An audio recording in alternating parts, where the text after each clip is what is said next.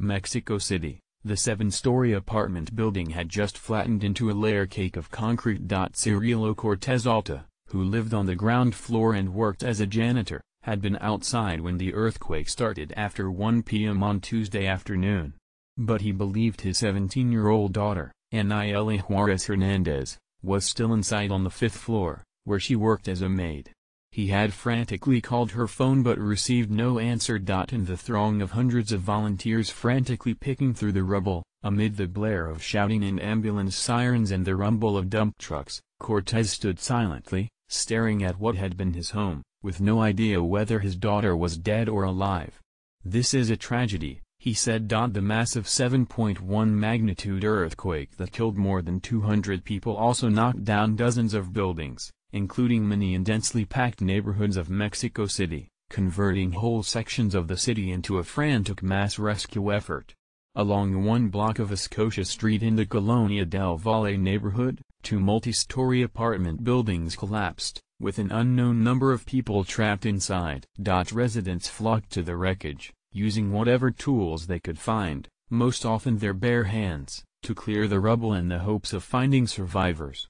Every few minutes, someone would scream "Silencio" to try to quiet the crowd in the hope of hearing voices amid the downed buildings, but shouting and sirens soon returned. When medical workers carried bodies out on a stretcher, it was hard to tell if they were dead or alive. The crowd would clap and cheer. In the first hours after the quake, the response came from all corners: volunteer medical workers, police, firemen, Marines, whoever was nearby.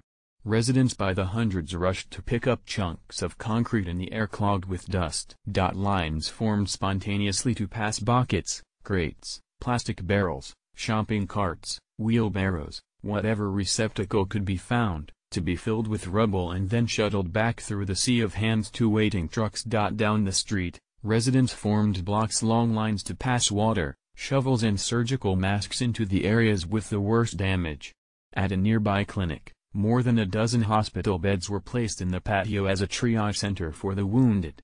"This is a tragedy and everyone who can is helping," said one man with a surgical mask over his mouth and sweat pouring down his face, before he rushed back into the fray. In the chaos, authorities sought to control the crowd while they pursued the rescue. "You guys organized this, you know what you're doing," a Marine shouted at a Red Cross worker. "There are 1,000 people here." Outside the flattened 7-story apartment building, search and rescue teams scaled ladders up the wreckage, to try to peek through cracks in the concrete. "Is there anyone in here?" one volunteer shouted into the building. "We are here to rescue you."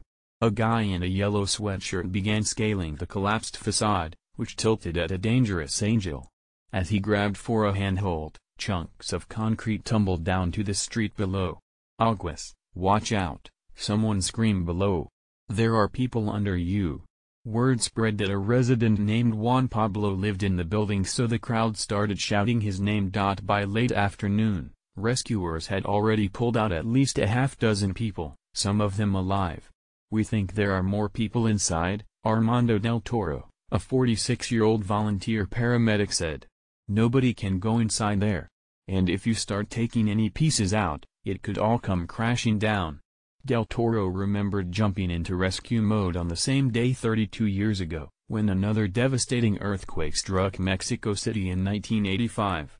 "Right now we are going through the exact same thing," he said. Read more.